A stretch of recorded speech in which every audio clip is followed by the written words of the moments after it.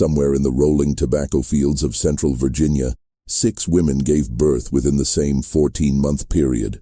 All 6 delivered healthy boys with identical physical characteristics: unusual height for infants, distinctive amber-colored eyes, and a birthmark shaped like a crescent moon on their left shoulders. The births were recorded in a private family ledger, not in any county register. The attending physician, Dr. Silus Hartwick, noted in his personal journal that he had never seen such consistent genetic features across half-siblings in his 30 years of practice. He also noted something else. All 6 mothers were daughters of the same woman, a plantation widow named Helena Ravenswood, and according to whispered accounts from the household staff, all 6 children shared the same father, a man who was listed in the estate's property inventory as item number 47. The family destroyed most records related to these births before the Civil War reached Virginia, but fragments survived in courthouse basements and private collections, raising questions that historians have avoided answering for over a century and a half. Before we continue with the story of the Ravenswood Estate and what truly happened behind its columned facade, I need you to do something. If you're fascinated by dark historical mysteries that challenge everything we thought we knew about the past, subscribe to this channel and hit that notification bell. And I'm curious, where are you listening from right now? Drop your state or city in the comments below. Now let's uncover what Helena Ravenswood set in motion in 1847. That private ledger, discovered in 1923 during the demolition of the estate's west wing, would reveal a calculated experiment in human breeding that defied every social convention of antebellum Virginia. The Ravenswood plantation stretched across 2,000 acres of prime Virginia soil, 20 miles south of Richmond, established in 1789 by Helena's husband's grandfather. The main house stood 3 stories tall, built from red brick with white columns that could be seen from the main road, a deliberate display of wealth and permanence. Oak trees older than the nation itself lined the approach, their branches forming a canopy that kept the drive in perpetual shade even at midday. By 1847, the plantation operated with 73 enslaved people, producing tobacco and corn that supplied markets as far north as Baltimore. The estate's reputation had once been impeccable. The Ravenswoods were known for attending church every Sunday, hosting cotillions that attracted families from 3 counties and maintaining what they called proper order in all their affairs. Helena Ravenswood had been born Helena Pritchard in 1801, the daughter of a Charleston shipping merchant. She married Edmund Ravenswood in 1820, bringing a substantial dowry that modernized the plantation's operations. Edmund had been a methodical man, keeping detailed records of every bushel harvested, every tool purchased, every birth and death among the people he claimed as property. He maintained those records in leather-bound ledgers that he stored in a locked cabinet in his study. The couple had 6 daughters in rapid succession: Virginia, born 1821, Caroline, 1823, Elizabeth, 1824, Margaret, 1826, Catherine, 1828, and Sarah, 1830. Edmund had wanted sons desperately, sons to inherit the plantation, to carry forward the family name, to ensure the Ravenswood legacy. After Sarah's birth, Helena suffered complications that made further pregnancies impossible.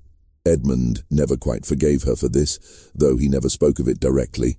Instead, his disappointment manifested in cool politeness and increasingly long trips to Richmond on business that everyone knew included other company. Edmund died in December 1846, thrown from his horse during a fox hunt. The horse had stumbled in a groundhog hole, and Edmund struck his head on a stone marker that delineated the property line. He was 49 years old. He left behind a will that granted Helena control of the entire estate, until such time as one of his daughters married a man deemed suitable to assume management, a man of proper breeding, education, and family connections. Helena was 45 when she became a widow. Her daughters ranged in age from 16 to 25. Virginia and Caroline had received marriage proposals from respectable families, but Edmund had rejected them, finding fault with each suitor's lineage or financial prospects. The younger daughters remained unmarried, waiting for their father's approval that would never come. The problem Helena faced was both immediate and existential. Under Virginia law, a woman could control property only as long as she remained unmarried or until a male heir came of age. Her daughters' marriages would transfer control to their husbands. The estate required someone capable of the intensive labor of managing tobacco cultivation, someone who understood the land, someone strong enough to maintain authority. But more than that, Helena had become obsessed with an idea that had taken root during Edmund's final years, an idea about bloodlines, about breeding, about creating the perfect heir. She had spent countless hours in Edmund's study after his death, reading his agricultural journals, his breeding records for the plantation's horses and cattle. Edmund had been meticulous about improving livestock through selective pairing, noting which combinations produced the strongest animals, the best temperaments, the most valuable offspring. The records showed calculated decisions spanning decades. Each generation carefully planned to enhance desired traits. Among the enslaved population, there was a man named Isaac Drummond. He was 28 years old in 1847, standing 6 feet 4 inches tall with a build that came from years of blacksmithing work. His parents had been sold south before he was old enough to remember them clearly, and he had been raised by an elderly woman named Ruth who had died the previous winter. Isaac could read, taught in secret by Ruth, who had learned from a Quaker family that previously owned her, and he possessed what the plantation's overseer described in reports as unusual intelligence and self-control. Isaac worked primarily in the forge, creating and repairing tools, shoeing horses, making the iron fittings needed for plantation operations. Edmund had valued his work enough to allow him a small cabin of his own, rather than quarters in the common buildings, a privilege that set him apart. He had amber-colored eyes, unusual enough that people remarked on them, and a birthmark shaped like a crescent moon on his left shoulder. Helena had noticed Isaac years before Edmund's death, though not for any romantic inclination. She had noticed him the way Edmund noticed a promising colt or a bull with good conformation. She had watched how other enslaved people deferred to him despite having no official authority, how he moved with controlled strength, how he solved problems with mechanical equipment that baffled others. She had noted his height, his health, his evident intelligence. 3 months after Edmund's burial, Helena began making unusual requests of her household staff. She wanted detailed information about Isaac's daily routines, his health, his interactions with others. She requested that Dr. Hartwick examine him under the pretense of ensuring the plantation's most valuable craftsman remained in good condition. Dr. Hartwick's report noted excellent health, superior physical development, and no signs of disease or defect. Helena's daughters had been raised to be decorative, taught piano, French, needlework, and just enough literature to make conversation. They had been prepared for marriages that would serve the family's social ambitions, but Edmund's death had changed their circumstances dramatically. Without a father to arrange advantageous marriages, without brothers to inherit and protect them, they faced an uncertain future. Several of the men who had previously sought their hands suddenly found reasons to redirect their attentions elsewhere.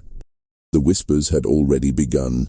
The Ravenswood girls, left in their mother's sole care, their father's estate valuable, but their own prospects diminishing with each passing month. Helena gathered her daughters in the main parlor on a March evening in 1847. The room was lit by oil lamps that cast shadows on the wallpaper imported from France, on the portrait of Edmund that hung above the fireplace, on the faces of 6 young women who had no idea what their mother was about to propose. What Helena told them that evening would set in motion events that violated every social, moral, and legal boundary of their time and place. Helena spoke for nearly 2 hours that March evening, and by all accounts, not one of her daughters interrupted her. She began with practicalities, the estate's financial position, the legal vulnerabilities they faced as women without male protection, the declining marriage prospects they all understood but rarely acknowledged aloud. She discussed bloodlines with the clinical detachment Edmund had used when discussing livestock. explaining genetic inheritance with surprising sophistication for someone who had never received formal scientific education. Then she presented her solution. She wanted grandsons, multiple grandsons, born close enough in time to be raised together, educated together, prepared together to inherit and manage the plantation as a collective. But these grandsons needed to be superior in every way, physically strong, mentally capable, healthy, resilient. To achieve this, Helena had concluded that they needed a father who embodied those exact traits. And she had selected Isaac Drummond. The silence that followed her announcement was broken by Caroline, the second daughter, who asked if their mother had lost her mind. Helena responded by opening one of Edmund's breeding ledgers and walking them through 20 years of horse breeding records, showing how deliberate selection had improved the plantation stock from mediocre to exceptional. She used the language of agriculture, of rational improvement, of practical necessity. Virginia, the eldest at 25, pointed out what should have been obvious, that what Helena proposed was illegal, immoral, and would destroy them socially if it became known. Helena agreed that it must remain absolutely secret. She had already considered this. The pregnancies could be attributed to brief, discreet marriages to men who died shortly after. Yellow fever, cholera, accidents were common enough. Or they could simply withdraw from society during the pregnancies, a practice not uncommon for women of their class. The births would be recorded privately, and the children could be raised as orphaned relatives, wards of the estate. Elizabeth, the third daughter, asked the question that the others were thinking but couldn't voice. How did Helena intend to force Isaac's cooperation in this scheme? Helena's response revealed the depths of her calculation. She didn't intend to force anything. She intended to offer Isaac something that held more value than anything else could: legal manumission for himself and the future legal freedom for his children, documented and guaranteed. She would draw up papers, witnessed and notarized, promising his freedom and a tract of land after the last child was born. She would ensure his children were educated, that they grew up not as enslaved people, but as heirs to the plantation. She would offer him what the system made almost impossible: a future for his bloodline. The cynicism of this offer was staggering. Helena understood that enslaved people were not actually property, despite the legal fiction, that they had hopes and desires and agency. She was offering to weaponize Isaac's natural human desire for family and freedom against him, to make him complicit in a scheme that would forever entangle his children with the daughters of his enslaver. Margaret, the fourth daughter, began to cry. Catherine, the fifth, stared at the floor. Sarah, the youngest at 16, asked if they had any choice in the matter. Helena's answer was honest in its brutality. They could refuse. They could watch the plantation decline, their marriage prospects diminish further, their financial security evaporate. They could wait for the estate to be claimed by distant male cousins or sold to pay debts. They could accept positions as governesses or depend on the charity of relatives who would never let them forget their reduced circumstances. Or they could participate in securing their future through the only means available to them. She gave them 3 days to decide. During those 3 days, the household staff noticed changes in the usual rhythms of the estate. The daughters took long walks alone in the gardens.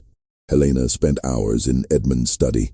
Dr. Hartwick made an unusual house call, staying for dinner, and speaking with Helena in private for over an hour. The overseer was given unexpected leave to visit family in North Carolina, removing him from the property for a month. On the 3rd day, all 6 daughters agreed. Their recorded reasons varied. Some framed it as duty to the family, others as practical necessity, one simply as having no acceptable alternative. But they all agreed. Helena's next step was approaching Isaac himself. She summoned him to the main house on a Saturday evening, unusual because enslaved people were never invited into the family's private quarters except for specific service tasks.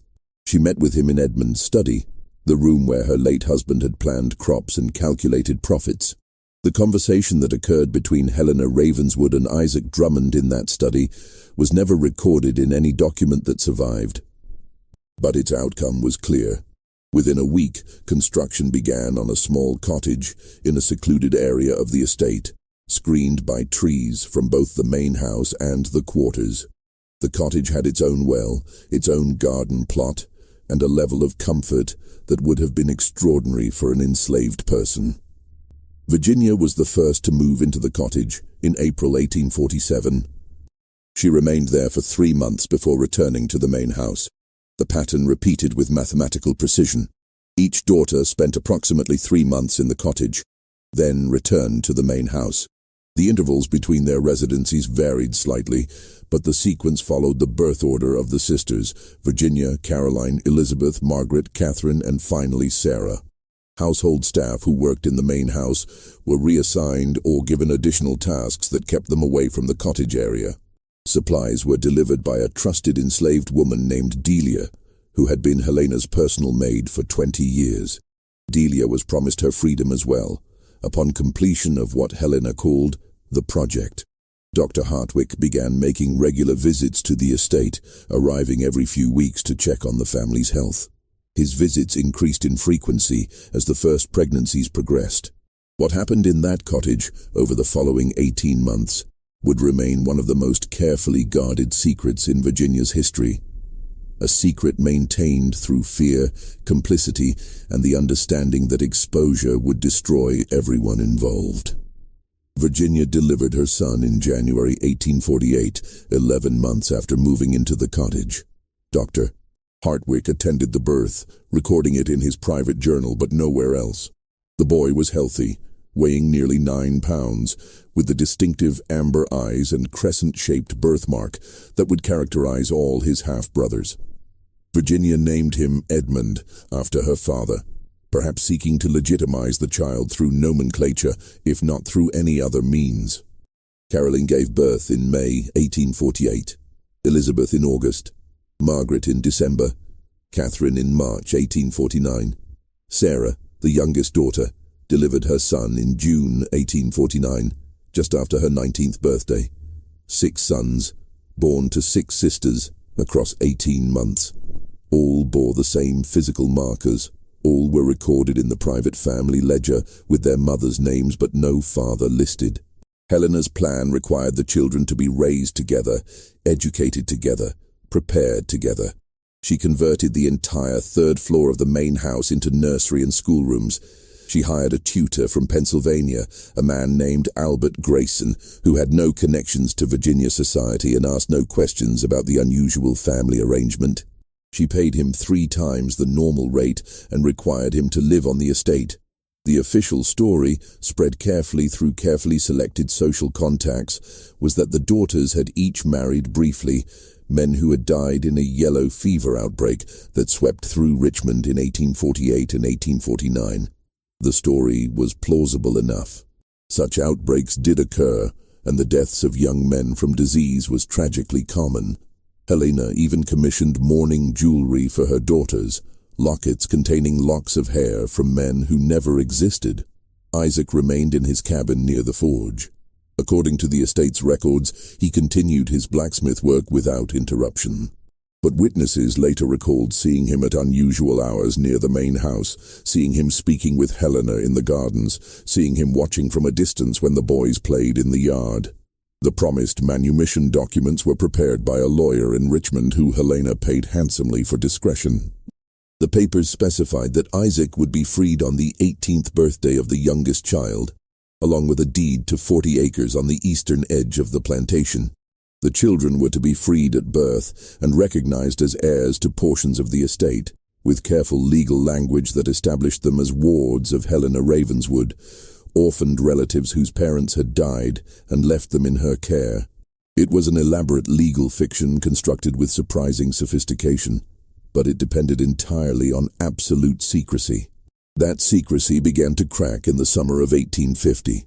A neighboring plantation owner, Richard Yancey, made a social call that Helena couldn't refuse without raising suspicion. He arrived with his wife and daughters, expecting the normal rituals of visiting between plantation families.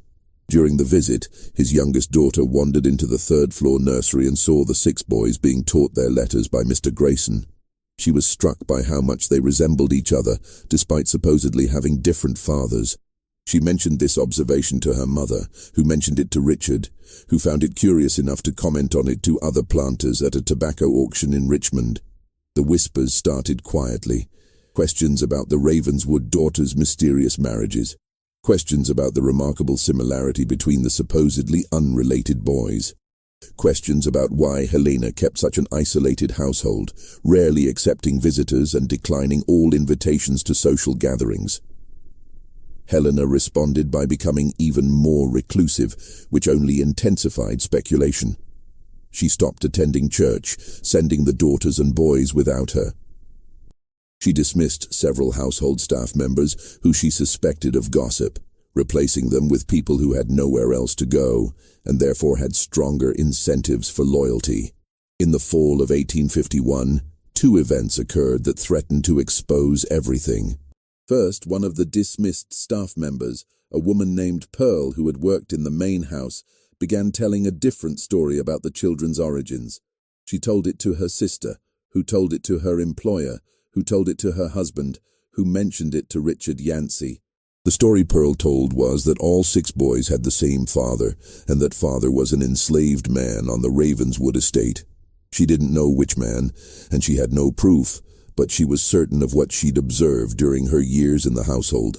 Second, Isaac approached Helena with a request that she hadn't anticipated. He wanted to see his sons more often. He wanted them to know who he was. The cottage had served its purpose, the births were complete, and he had fulfilled his part of their arrangement.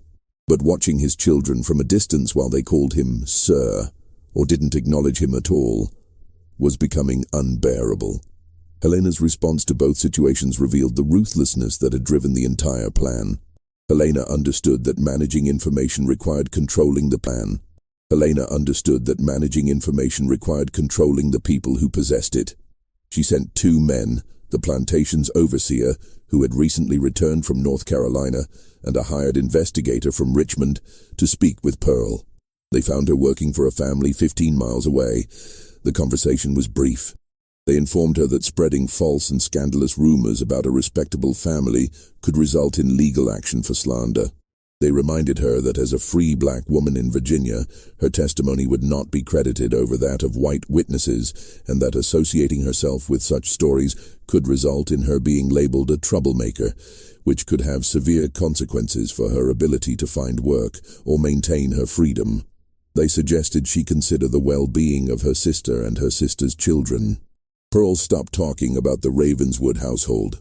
Isaac's request presented a more complex problem. Helena met with him again in Edmund's study, the same room where they had first discussed the arrangement. She reminded him of the agreement: freedom for himself and his children, but only if the secret remained intact. She explained that allowing the children to know their true parentage would inevitably lead to exposure, which would destroy the children's futures as surely as it would destroy the daughters' reputations. The children would lose their legal status as free individuals, and could be re-enslaved under Virginia law if the circumstances of their birth were exposed. Isaac argued that the children deserved to know the truth. Helena countered that the truth would destroy them. She offered a compromise. Isaac could work more frequently near the main house, could be present during some of the children's outdoor activities, could become a familiar figure in their lives, even if they didn't know his true relationship to them. She also reminded him, with cold clarity, that she still held the power to void the manumission agreement if he violated the terms of their arrangement. It was a threat wrapped in a practical discussion. Isaac had no legal recourse. The agreement existed, but its enforcement depended entirely on Helena's willingness to honor it.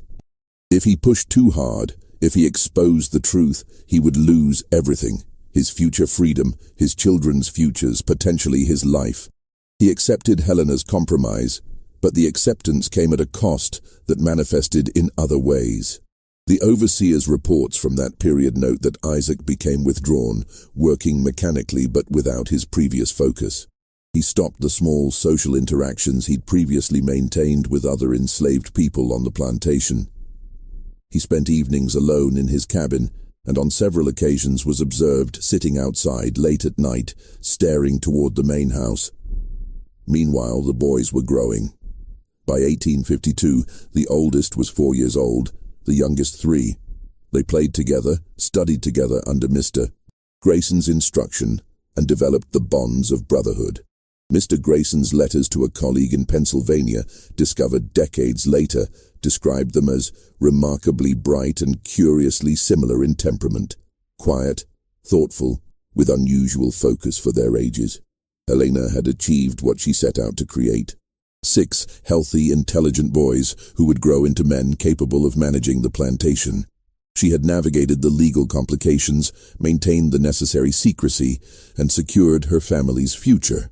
But she hadn't accounted for human nature, the ways that secrets create pressure, how complicity breeds resentment, how lies require ever more lies to sustain them. The daughters lived in the main house with their children, but the strain of the situation manifested differently in each one.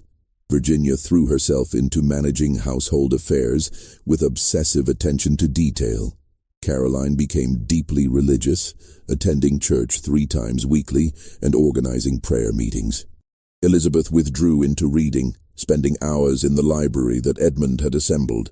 Margaret developed headaches that confined her to bed for days at a time. Catherine took long rides across the property, often alone, returning after dark. Sarah, the youngest, seemed to age beyond her years, her face settling into permanent worry lines despite being barely 21. They rarely spoke among themselves about what they had done. The silence became its own form of prison. Dr. Hartwick continued his regular visits, but his journal entries from this period suggest growing discomfort. In one entry from 1853, he wrote, "The Ravenswood situation troubles me deeply. I have facilitated something that defies both moral law and natural order. Yet I find myself bound to secrecy by professional obligation and personal complicity. The children are healthy and well cared for, but at what cost to all involved? I question whether I will face divine judgment for my role in this deception." The tension building within the household was matched by increasing external pressure. The rumors that Pearl had briefly spread before being silenced continued to circulate in modified forms. Some said the Ravenswood daughters had all married the same man at different times. Others suggested they had been involved with a married man who died. A few whispered about something more scandalous, but couldn't quite articulate what. Richard Yancey, the neighboring plantation owner, became increasingly curious. He made additional visits, always cordial, always seemingly innocuous, but his questions grew more pointed. He asked about the boys' fathers, expressing sympathy for the tragic losses. He commented on the boys' unusual similarity. He mentioned, almost casually, that he'd heard interesting stories about the household's arrangements. Helena understood that Yancey was probing, testing to see if his suspicions had substance. She deflected with practiced skill, but each deflection required more elaborate supporting details. She commissioned a marble monument in the Richmond Cemetery, inscribed with the names of the fictional husbands who had supposedly died in the yellow fever outbreak. She created detailed backstories for each man, complete with fabricated family histories and business connections. The web of lies grew more intricate, more fragile. In the spring of 1854, Isaac made a second request to Helena. He wanted the promise of freedom moved up. He wanted to leave the plantation before the boys turned 18, before he spent another 14 years watching his children grow up without acknowledging him. He had fulfilled his part of the agreement. He wanted his payment now. Helena refused. The agreement specified 18 years, and she would not modify it. Isaac's presence on the plantation served a purpose. He could continue his blacksmith work, continue his carefully controlled distant relationship with the children, and most importantly, his continued enslavement ensured his silence. A free Isaac could leave Virginia, could potentially speak about what had occurred without fear of legal repercussion against himself. This second refusal created a break in Isaac that had been developing for years. The thing about leverage is that it works both ways. Helena held power over Isaac, but Isaac held the truth that could destroy Helena's entire plan. And desperate people make dangerous calculations. In the summer of 1854, Isaac began keeping a journal. He hid it in a hollow space beneath the floorboards of his cabin, writing by candlelight after his work was done. The journal, discovered in 1889 during the cabin's demolition, contains entries that reveal his mental state during this period. July 14th, 1854. I watched William today, Virginia's son, 6 years old, learning to ride. He has my mother's way of sitting a horse, straight-backed and fearless. He will never know this. I am the blacksmith who shoes his pony, nothing more. The weight of this silence is breaking something inside me. August 3rd, 1854. Helena Ravenswood believes she has purchased my silence permanently. She believes the promise of future freedom is sufficient to ensure my cooperation until I am old and broken. She does not understand that a man can reach a point where the future matters less than the truth. September 22nd, 1854. I have made a decision. I do not yet know what form it will take, but I cannot continue this way. The boys deserve to know. I deserve to be known. The journal entries grew more agitated through the fall. Isaac began documenting details of the arrangement, dates, specifics of conversations with Helena, descriptions of the cottage where each daughter had lived, observations about the boys' physical similarities to himself. He was creating evidence, though it's unclear what he intended to do with it. Meanwhile, the boys themselves were developing in ways that made the secret harder to maintain. By age 6 and 7, they were asking questions about their fathers. The older ones remembered inconsistencies in the stories they'd been told.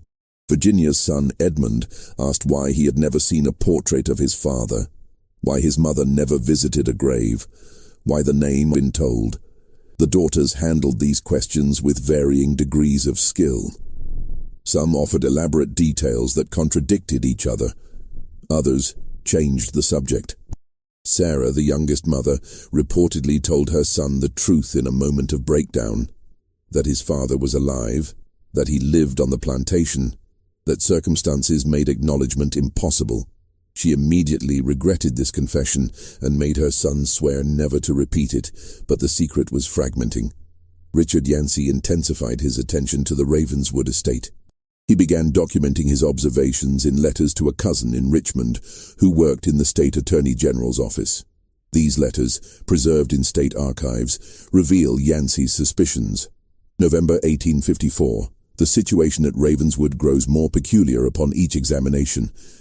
The 6 boys, all supposedly orphaned sons of different fathers, share remarkable physical similarities. Height, eye color, even the way they move. The daughters maintain their stories of brief marriages and tragic deaths, but the details shift with each telling. I have made discreet inquiries in Richmond about the supposed yellow fever outbreak of 1848-1849. Such an outbreak did occur, but none of the names Helena Ravenswood claims as her sons-in-law appear in any death records, newspaper obituaries, or church burial registers. I am beginning to believe that these men never existed. Yancey's investigation represented a significant threat. Unlike Pearl or other dismissed staff, he was a respected plantation owner with social standing and connections. His questions couldn't be silenced with threats or money. If he pursued his suspicions through legal channels, the entire structure of lies would collapse. Helena learned of Yancey's letters through the estate's lawyer in Richmond, who had connections in the Attorney General's office.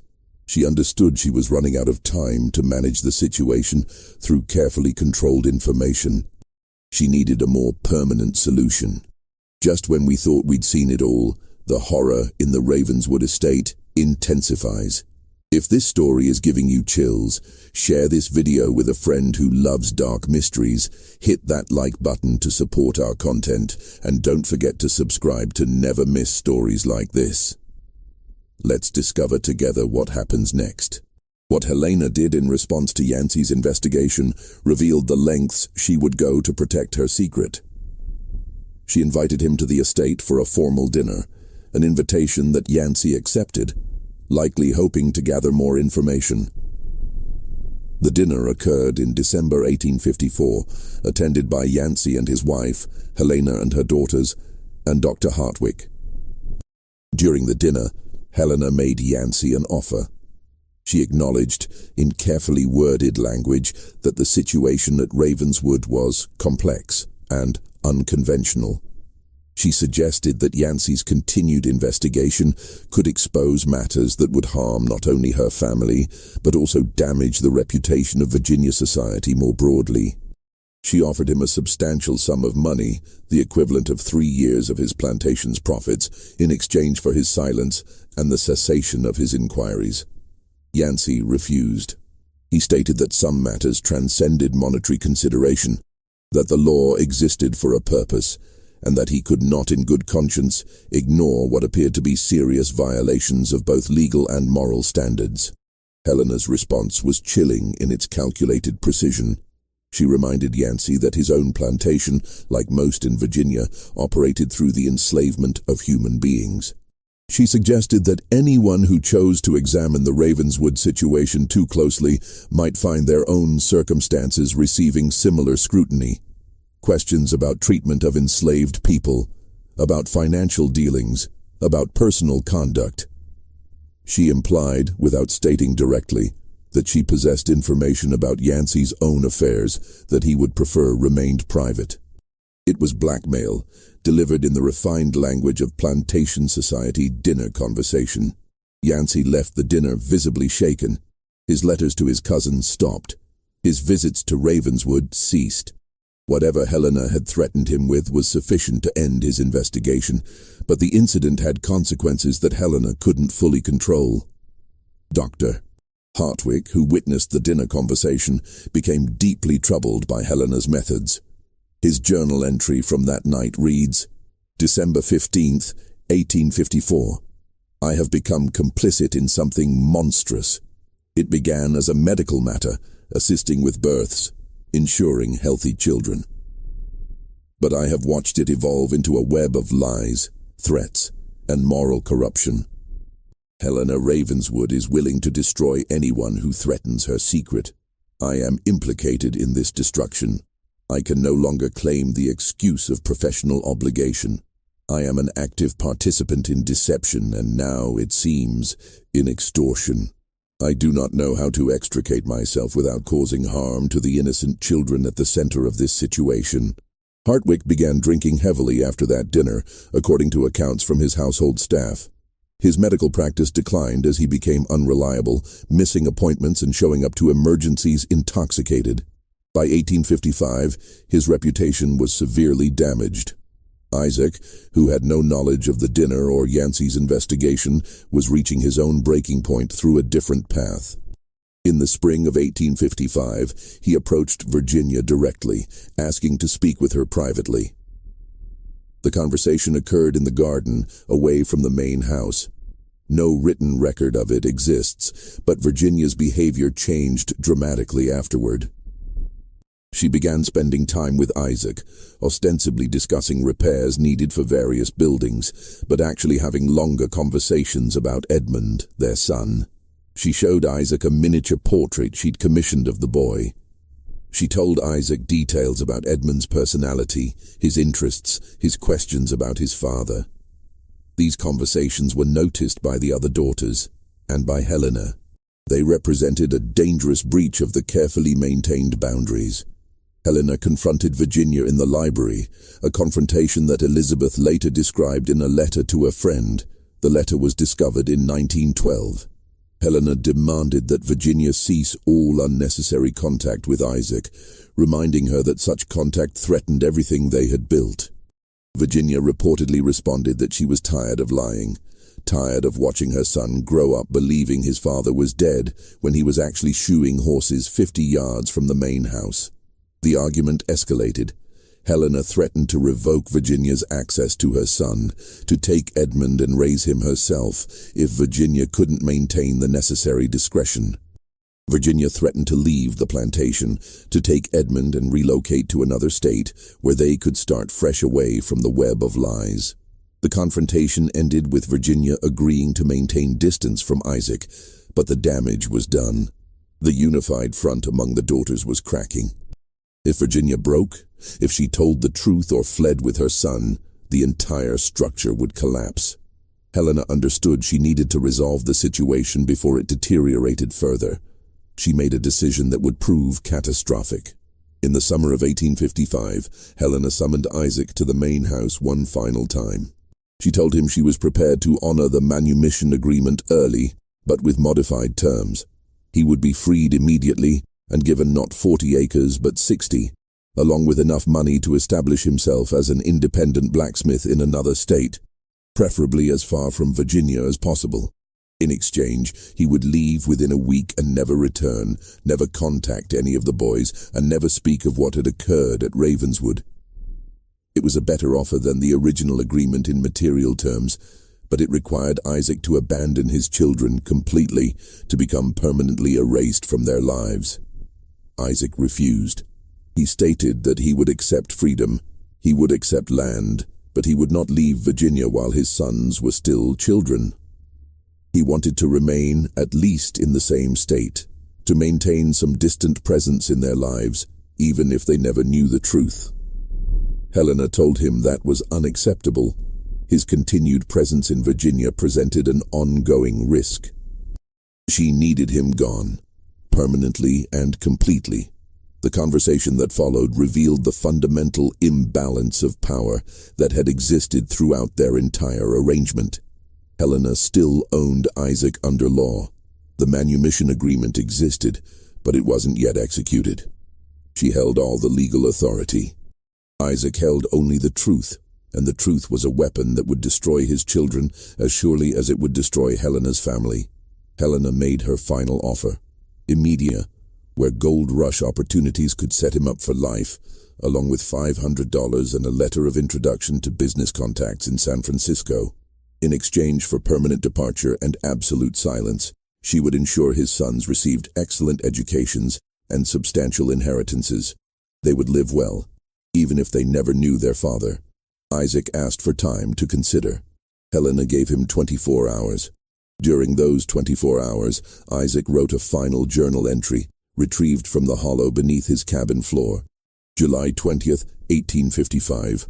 I am faced with an impossible choice. I can accept freedom but abandon my children, or I can refuse and remain enslaved with no guarantee that Helena will honor any agreement. If I expose the truth, my sons lose their legal status as free individuals. They could be re-enslaved. Their futures would be destroyed. But if I leave, I become a ghost. They will grow up believing a lie. They will never know their history, their bloodline, their father. What kind of legacy is that? What kind of man abandons his children for his own freedom? The entry ends there, unfinished. What Isaac did in those final hours before his decision became a matter of disputed accounts and conflicting evidence. Delia, Helena's personal maid who had served as intermediary during the cottage period, later told her daughter that she saw Isaac near the main house very late that night, standing beneath the third-floor windows where the boys slept. She said he remained there for nearly an hour, completely still, just watching the darkened windows. When she approached him to ask what he was doing, he told her he was memorizing something he would never see again. Another account, from the night watchman who patrolled the property, claimed he saw Isaac walking toward the main house carrying something wrapped in cloth. But when the watchman called out, Isaac changed direction and returned to his cabin. The watchman noted this in his log, but thought nothing of it at the time. Enslaved people moving about at night was not unusual, and Isaac had certain privileges that others did not. Virginia later told Elizabeth, in a conversation Elizabeth recorded in her diary, that she heard someone outside her window that night. She looked out and saw a figure in the darkness, but when she called out, whoever it was disappeared into the shadows. She convinced herself it had been her imagination, a product of the stress and guilt that had been consuming her for months. Only later did she wonder if it had been Isaac, trying one final time to be close to his son. The next morning, Isaac's cabin was found empty. His forge tools remained. His few personal possessions were still in the cabin. But Isaac himself had vanished. The overseer's report stated that Isaac had run away during the night, a common enough occurrence with enslaved people. A perfunctory search was conducted. Advertisements for his return were posted in Richmond newspapers, required by law, but written in such vague terms that they would be unlikely to result in his recovery. After 2 weeks, the search was officially abandoned. Helena told the household that Isaac had evidently chosen to run north, seeking freedom on his own terms. She expressed disappointment that such a valuable worker had fled, but she made no unusual effort to recover him. But there were details that troubled those who knew the situation intimately. The overseer privately questioned why a man planning to run away would leave behind the excellent boots he owned, custom-made to fit his unusual foot size. Why would he leave the small amount of money he had saved over years, coins hidden in a tin box under his bed? Why would he abandon the journal he had been keeping so carefully, a record that could have served as leverage if he chose to expose the truth from a position of safety in the north? The daughters understood that something had happened, but the details remained unclear. Virginia confronted Helena directly, demanding to know what had occurred. Helena maintained that Isaac had simply run away, that she had offered him an opportunity and he had rejected it, choosing to flee instead. But several details didn't align with that story. Running away typically involved taking supplies, tools, anything of value that could be sold or traded. Isaac's belongings remained untouched. People who ran away typically headed north toward free states, but no reports of anyone matching Isaac's distinctive appearance surfaced from the network of people who tracked runaway enslaved people. A man 6 feet 4 inches tall with amber eyes would have been noticed, remembered, reported. Virginia pressed harder, suggesting that Helena had done something to ensure Isaac's permanent silence. Helena's response was cold and unambiguous. Isaac Drummond made his choice. Whatever became of him afterward is a consequence of that choice. You would do well to concern yourself with your son's future rather than with matters that cannot be changed. The implication was clear, even if Helena never stated it directly. Virginia understood that pursuing the question further would yield no answers and might endanger her own position. She dropped the matter, but the suspicion remained, festering like an untreated wound. The boys asked about Isaac's disappearance. They had grown accustomed to seeing him around the estate, and his sudden absence was noted. They were told he had run away, seeking freedom. The older boys understood what this meant. The younger ones simply knew that the blacksmith was gone. Edmund, Virginia's eldest son at 7 years old, seemed particularly affected by Isaac's disappearance. He had spent more time around the forge than his cousins, fascinated by the work of shaping metal, by the precision and strength it required. He asked his mother repeatedly what had happened to the blacksmith, why he had left, whether he would return.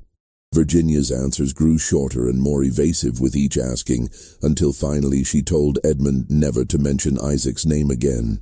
3 months after Isaac's disappearance in October 1855, Dr. Hartwick died. The official cause listed in death records was liver failure, likely related to his heavy drinking. But Hartwick's final journal entry, written the day before his death, suggests something more complex. October 3rd, 1855. I can no longer carry this burden. Isaac Drummond did not run away. I know this with certainty, though I cannot prove it. I believe Helena arranged his permanent removal from the situation. I have no evidence beyond his uncharacteristic failure to take anything with him, beyond Helena's peculiar lack of effort to recover such a valuable piece of property, beyond the timing. Immediately after she made him an offer, he refused. I'm complicit in so much already. I cannot add murder to my list of sins, but I cannot expose it either, without implicating myself in the entire sordid arrangement. I have failed every oath I took as a physician. I no longer wish to live with this knowledge. Hartwick's death was ruled natural causes. His private journals were collected by his widow and stored in a trunk. eventually making their way to a historical society where they remained unexamined for decades. The overseer who had been present during the search for Isaac, a man named Thomas Garrett, left the Ravenswood Estate's employment in December 1855. He moved to North Carolina and never returned to Virginia. Years later, in a letter to a former colleague written in 1871, he made a cryptic reference to events at Ravenswood. "There are things I witnessed in Virginia that I pray never to see again. Some secrets are buried too deep to ever be safely unearthed, and some women are more ruthless than any man I ever knew. I left because I valued my soul more than my salary." With both Isaac and Hartwick gone, the two people who possessed full knowledge of Helena's plan and the ability to expose it were removed from the equation. The daughters remained, but they were implicated in the scheme. Exposure would destroy them as surely as it would destroy Helena. The secret was secure again, locked behind walls of complicity and fear. The boys continued growing, continued their education, continued preparing for their role as heirs to the plantation, never knowing the truth of their origins. But something had changed in the household after Isaac's disappearance. The daughters became more withdrawn from each other, each retreating into private grief or guilt that they couldn't share. The unity that Helena had maintained through force of will began to fracture in subtle ways. The years that followed seemed to validate Helena's plan, at least on the surface. The boys grew into intelligent, capable young men. They received educations that far exceeded what was typical for Virginia plantations, studying not just basic reading and mathematics, but literature, history, philosophy, and practical sciences.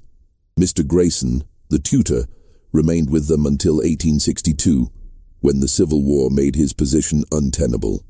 The war plantation's operations became subject to Confederate requisitions, labor shortages, and general chaos. The boys were teenagers by then, ranging from 13 to 16 years old. They watched as the world they had been prepared to inherit crumbled around them. Helena died in 1863 during the war from pneumonia. She was 62 years old. Her final instructions to her daughters, delivered from her deathbed, were reportedly simple. Maintain the story. Protect the boys. Never tell the truth. The daughters honored this instruction, but the truth became increasingly difficult to suppress as the boys matured and began asking more pointed questions about their origins. The end of the war and the abolition of slavery made the entire social structure they had been raised in collapse. The plantation never recovered its antebellum prosperity. By 1870, it had been subdivided and sold to pay debts. During the final sale of the property, workers clearing out the old slave quarters discovered something disturbing in a wooded area approximately 300 yards from Isaac's former cabin. They found skeletal remains buried in a shallow grave, along with fragments of clothing and a leather belt with distinctive brass fittings. The overseer who had replaced Garrett examined the remains and noted in his report that the deceased had been a man of unusual height based on the length of the leg bones. The discovery was reported to local authorities, but in the chaos of reconstruction, the investigation was perfunctory. The remains were assumed to be those of an unknown Confederate soldier, or perhaps a runaway, who had died of natural causes and been buried by companions. No connection was made to Isaac Drummond, whose disappearance 15 years earlier had been officially recorded as a successful escape. The remains were buried in an unmarked grave in the county cemetery, and the matter was closed. But Caroline, who still lived in the area at the time, heard about the discovery. She visited the site where the remains had been found and saw the fragments of the leather belt before they were buried. She recognized the brass fittings. She had seen Isaac wearing that belt many times during the years when the cottage was in use, when each daughter had spent her time in that isolated space with him. She said nothing to the authorities, but she wrote a letter to Virginia, who had already moved to Philadelphia with her son. The letter, preserved in Virginia's papers and discovered in 1908, contained only a few sentences. They found him. He never left. Mother lied about everything, just as she lied about so much else. What are we supposed to do with this knowledge? "We cannot tell the boys. We can never tell the boys. This secret will die with us, as it should have died with her." Virginia's response, if she sent one, has not survived. But her behavior changed after receiving that letter. She became deeply involved in charitable work, particularly organizations that assisted formerly enslaved people in transitioning to freedom. She donated substantial portions of her inheritance to these causes, more than she could reasonably afford. Her son Edmund later wrote that his mother seemed to be atoning for something, though she would never explain what. The boys scattered to different parts of the country. Virginia's son Edmund became a teacher in Philadelphia, dedicating his life to educating black children in the years after emancipation. He never married, though he maintained close relationships with his cousins. Caroline's son James became a merchant in Baltimore, building a successful business that employed both black and white workers at a time when such integration was rare. Elizabeth's son Robert became a physician, studying in Boston and eventually establishing a practice that served the poorest communities in New York City. The other three sons also found paths that seemed driven by something beyond mere ambition.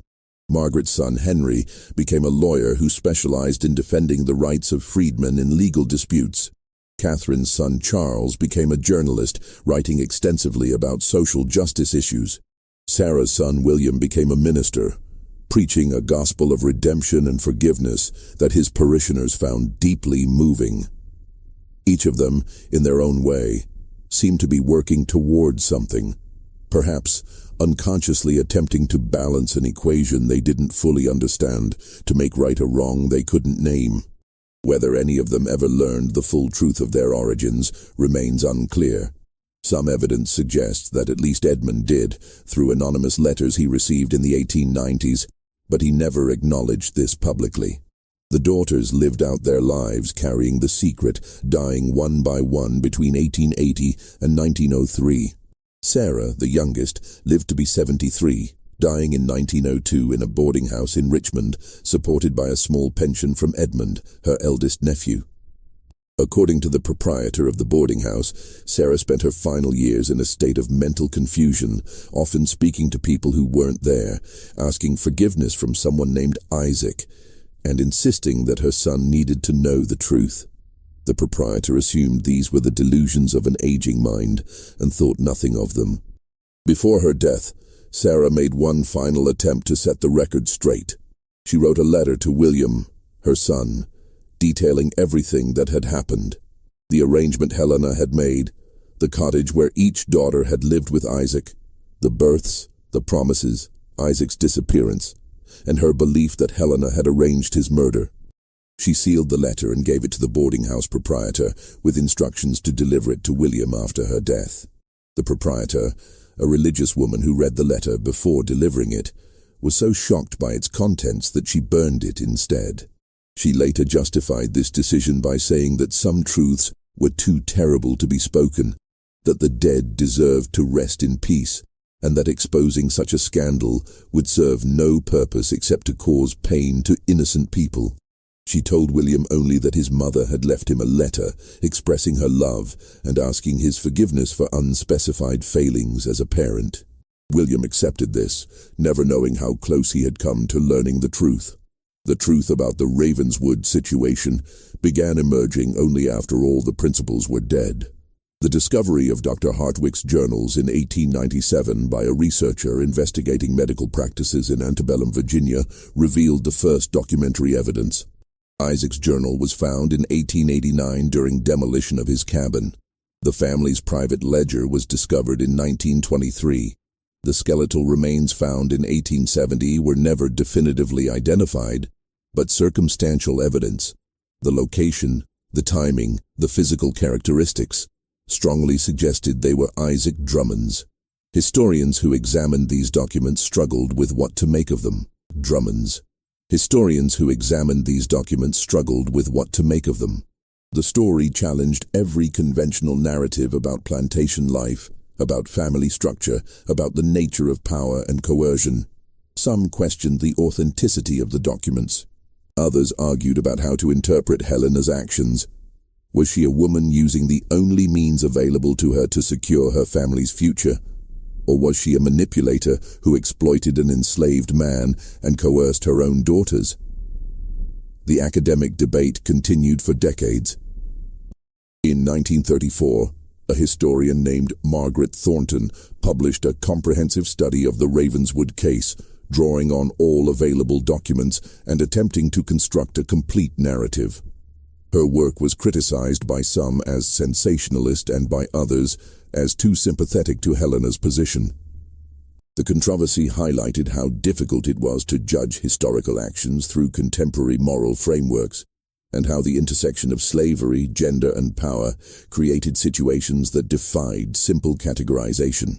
The boys themselves never publicly acknowledged the truth. If they learned of it later in life, and some evidence suggests that at least Edmund did, through letters he received from an anonymous source in the 1890s, they chose to maintain silence. They had built lives, families, and reputations under the names and stories they had been given. Exposing the truth would have served no purpose except to destroy what they had built. One curious detail emerged in genealogical research conducted in the 1950s.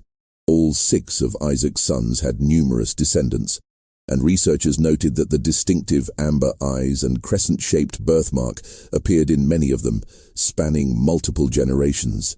These genetic markers became a kind of living testimony to Isaac's existence, physical evidence that persisted long after all documentary evidence had been debated and disputed. Isaac Drummond's ultimate fate, despite the discovery of remains that likely were his, remained officially uncertain in historical records. The connection between those remains and Isaac was never proven definitively, maintained as strong suspicion rather than confirmed fact. No death certificate was ever issued. No burial record listed his name. He remained, in official terms, a runaway whose fate was unknown, a ghost in the historical record, present only through inference and implication.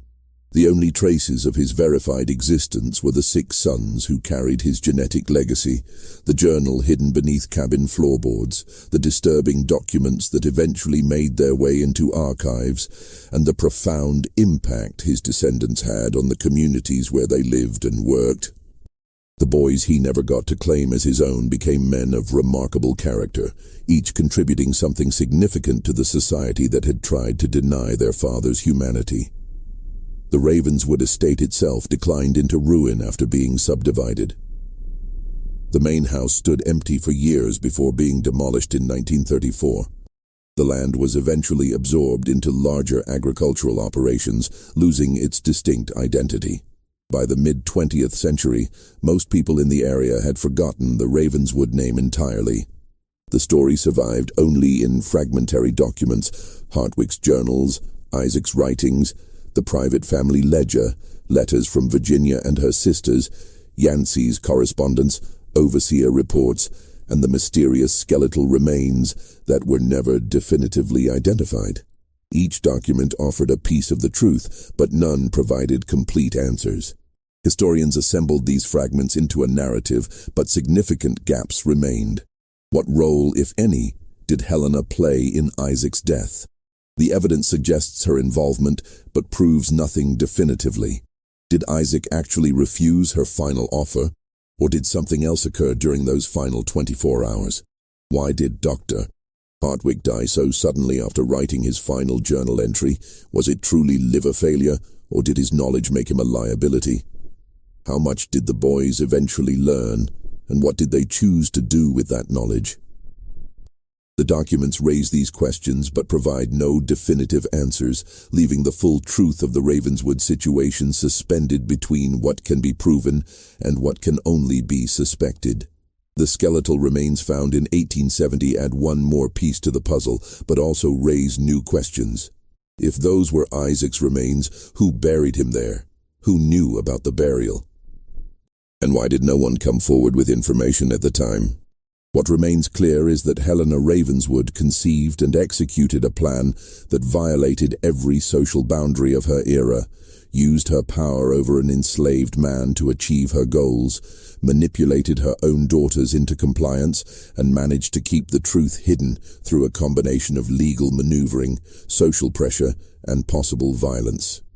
She created 6 children who lived their entire lives under false identities, never fully knowing their history or their father.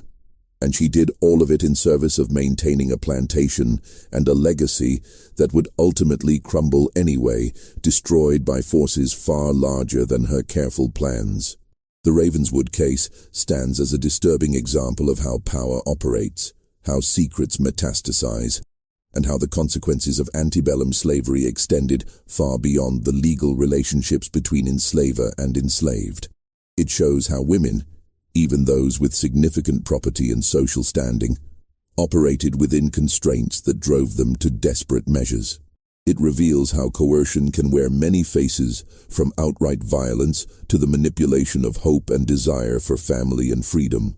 Perhaps the most haunting aspect is how the children, Isaac's 6 sons, became instruments of their own father's erasure, living embodiments of a crime they knew nothing about. Their very existence both testament to and concealment of the truth. They carried Isaac's blood, his genetic legacy, his physical characteristics, but were denied his name, his history, his story. In this way, the violence done to Isaac continued across generations, a wound that never fully healed because it was never acknowledged. This mystery shows us that the darkest chapters of history often remain hidden, not because evidence doesn't exist, but because everyone involved has reasons to maintain silence. What do you think of this story? Do you believe everything was revealed? Leave your comment below. If you enjoyed this tale and want more horror stories like this, subscribe, hit the notification bell, and share with someone who loves mysteries. See you in the next video.